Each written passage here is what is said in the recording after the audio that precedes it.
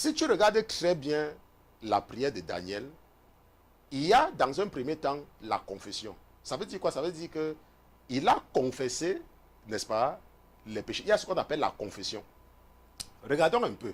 Retournons un peu dans Daniel chapitre 9.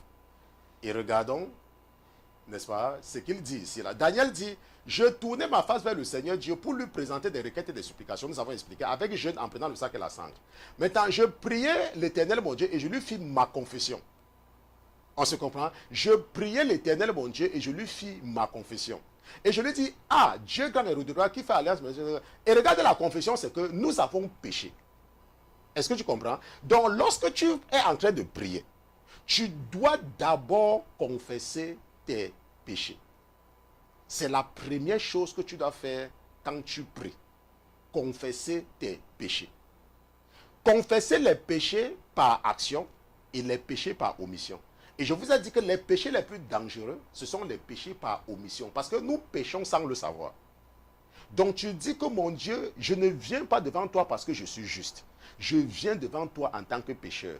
Pardonne-moi mes offenses. Pardonne-moi de n'avoir pas écouté ta voix tout au long de la journée. Pardonne-moi d'avoir été arrogant par rapport à mon patron. Pardonne-moi de n'avoir pas été assez aimant et assez bon avec mon prochain. Papa, pardonne-moi parce que j'ai menti en journée. Rappelle-toi que tu es en train de prier dans ta chambre. Ça n'a rien à voir avec le fait que tu veux impressionner quelqu'un. On se comprend? Ça n'a rien à voir. C'est pour ça que lorsque tu es dans ta chambre, que tu es en train de prier, n'est-ce pas? Tu dois avoir le courage. Parce qu'il y a des gens qui ont même honte même seuls. Tu es dans ta chambre en train de prier et tu as honte de dire à Dieu que tu as menti. Tu vois, c'est à ce point que je vous dis souvent que le diable a tellement pris beaucoup de personnes en otage. Quelqu'un est seul dans sa chambre. Il n'y a personne. Mais elle a honte de dire qu'elle a trompé son mari. Tu es seul dans ta chambre et tu es avec Dieu. Tu dis, mon Dieu, pardonne-moi parce que j'ai trompé mon mari. Pardonne-moi parce que j'ai trompé ma femme. Demande pardon. Et la Bible dit que si nous confessons nos péchés, il est juste et fidèle de nous pardonner. 1 Jean chapitre 1 verset 9. On se comprend? Donc c'est important dans la prière, tu dois confesser tes péchés. Comme Daniel fait. C'est pour ça que nous parlons de la prière du juste. Rappelez-vous, on se comprend. Bon, maintenant, dans la prière également, nous avons une deuxième constituante qu'on appelle l'action de grâce. Ça veut dire que la reconnaissance. Parce qu'il y a les gens qui ont souvent les problèmes. La reconnaissance. Ok, ça veut dire que quoi? Ça veut dire que quand tu pries, tu as confessé tes péchés et tu reconnais, tu dis merci à Dieu pour ses bienfaits dans ta vie. Pourquoi? Parce que quand tu te lèves le matin, tu crois que tu t'es levé le matin parce que tu dépasses ceux qui sont morts dans leur sommeil. Tu penses que tes enfants vont à l'école parce que tu parles bien à tes enfants, parce que tes enfants ont peur de toi. Tu penses que tes enfants sont en santé parce que tu prépares bien. Non, c'est la grâce de l'Éternel. Ce sont ses bienfaits dans ta vie. Et tu dois le remercier pour cela. Tu dois le remercier d'avoir permis que tu te réveilles. Et tu dois le remercier au-delà de toute chose, de t'avoir rappelé de prier. Ça, c'est d'ailleurs la première chose que tu dois remercier Dieu. Que merci Seigneur de me rappeler tout le temps de venir en ta présence. Parce que s'il ne te rappelle pas, tu vas oublier, tu vas te lever, tu vas aller te brosser, tu vas partir au travail. On se comprend? Donc tu dois témoigner ta reconnaissance. Et tu dois le remercier de veiller sur tes enfants. Tu dois le remercier de l'amour de ton mari. Parce qu'il y a des femmes qui sont mariées comme toi, qui ne voient même pas 1 euro ou 1 dollar de leur mari. Et dont le mari ne paye même pas le loyer. Est-ce que les femmes qui sont mariées comme toi, et qui sont en France, en Angleterre, aux États-Unis, au Cameroun, partout, au Tchad, en République centrafricaine, partout, et le mari ne fait rien. Il travaille bien, il rentre à la maison, il dort. Mais ton mari s'occupe de toi. Ton mari, n'est-ce pas, se soucie de toi. Il cherche pas à savoir ce que tu penses. Tu dois le remercier pour cela. Parce que ce sont les bienfaits de l'Éternel. On se comprend. Bon, maintenant, quand tu as fini de confesser tes péchés, et que tu as témoigné ta reconnaissance par rapport à ce que Dieu t'a fait, tu remercies même Dieu. Quand je prie, je dis Seigneur, chaque fois que je donne mes offrandes à l'église, et ça, je vous ai dit que je vous partage les secrets avec vous, parce que je suis vous enseignant, chaque fois, chaque offrande que j'offre à l'église, Mon offrande, c'est, Seigneur Jésus, que cette offrande t'amène tout le temps à me rappeler ce que tu as fait pour moi. Cette offrande, Seigneur Jésus, accepte cette offrande pour payer pour le fonctionnement de ton ministère.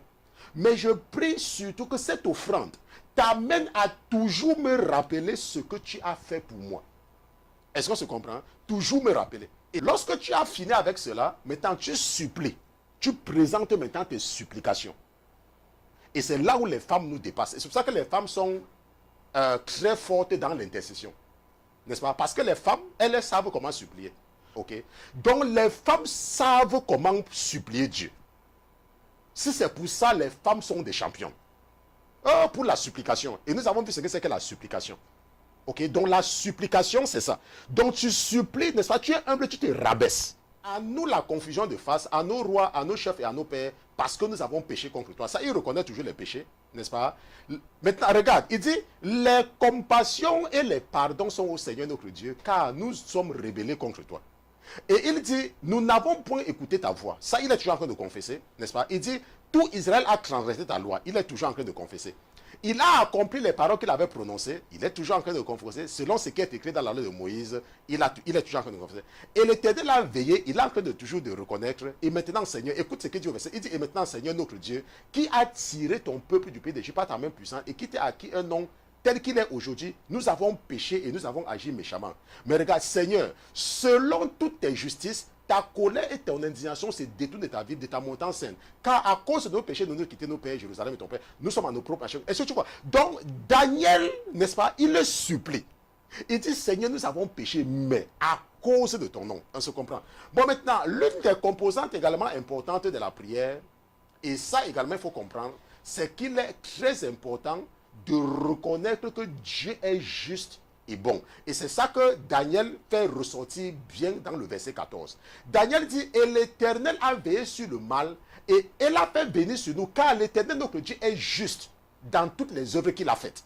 Donc, il faut toujours reconnaître que Dieu est juste, et qu'il est bon, et que c'est toi qui as tort. On se comprend? Il faut toujours reconnaître qu'il est juste, et que c'est toi qui as tort.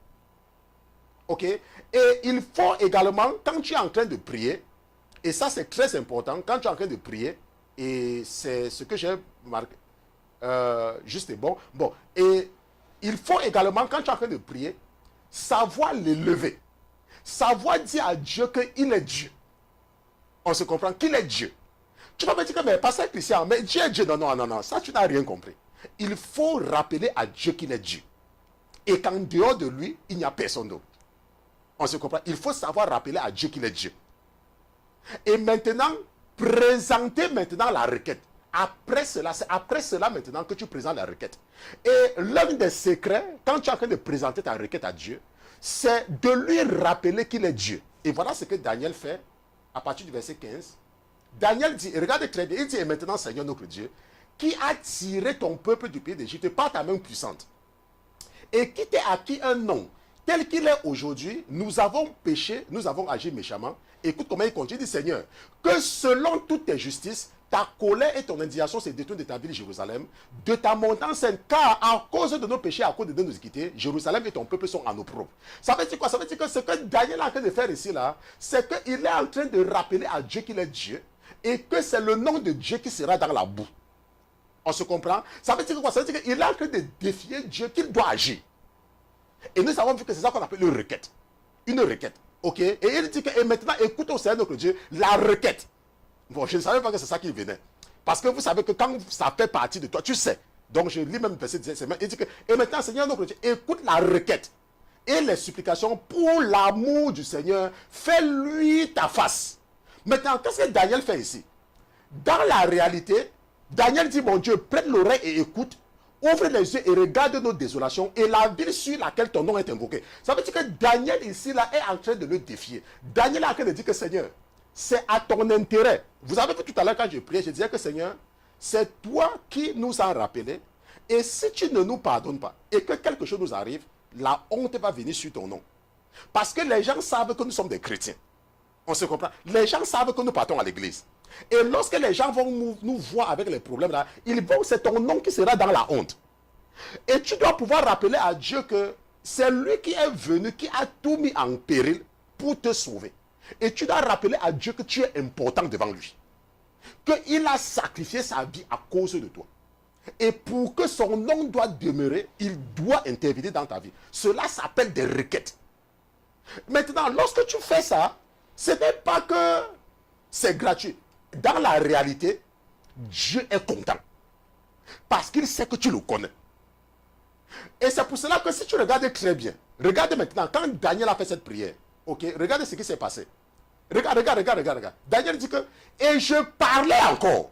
Je priais, je confessais mon péché, le péché de mon peuple. Je présentais ma supplication pour la scène de moment. Daniel dit que je parlais encore. Quand cet homme Gabriel, que j'avais vu auparavant, vint à moi d'un vol rapide, Daniel dit qu'il parlait encore.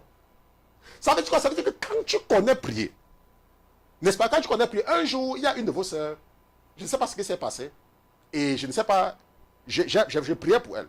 Et c'est même là où j'avais même su qu'il y avait quelque chose en moi. Parce que vous savez que j'ai fait des choses même sans savoir. Et après, quand on a fini, elle me dit, mais pasteur, ça veut dire quoi quand quelqu'un prie quelque chose comme le courant traverse? Je lui dis, qu'est-ce qui s'est passé? Elle dit que non, pasteur, quand vous priez tout à l'heure, j'ai senti quelque chose me traverser.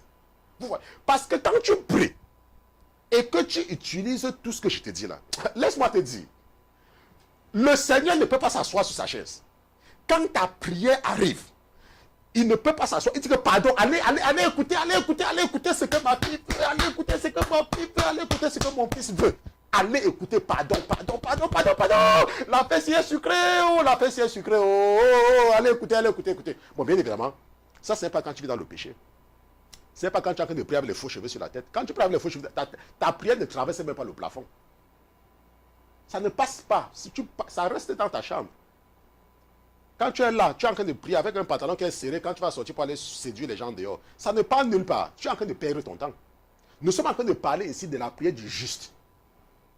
Nous sommes en train de parler ici de la prière des vrais chrétiens. Des vrais chrétiens. Pas que tu es là, je ne sais même pas. Tu vas à l'église quand tout le monde veut déjà rentrer, c'est là où tu viens. Et tu crois que tu vas prier, ce que je dis là, ça ne s'applique pas à toi, ne perds même pas ton temps. Ok? Ça là, ça s'adresse aux vrais chrétiens. J'ai bien dit la prière du juste. Et c'est pour ça que quand le juste prie, quand le juste est en train de prier, tu vois comment sa prière arrive. Avant même qu'il n'ait même dit Amen, Dieu a déjà... Daniel dit que je parlais encore dans ma prière. Quand cet homme Gabriel...